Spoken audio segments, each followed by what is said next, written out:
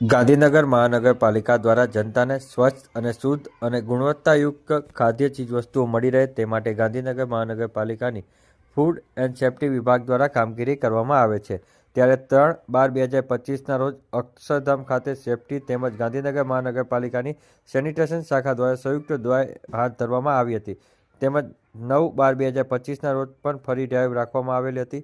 સદર ડ્રાઈવમાં ખાદ્ય ચીજવસ્તુનું વેચાણ કરતા કુલ 32 એકમોમાં તપાસ કરવામાં આવેલ તેમજ જે એકમોને તારીખ 3/12/2025ના રોજ નોટિસ તેમજ સૂચન આપવામાં આવેલા તે એકમોને સુધારો જોવા મળેલ છે।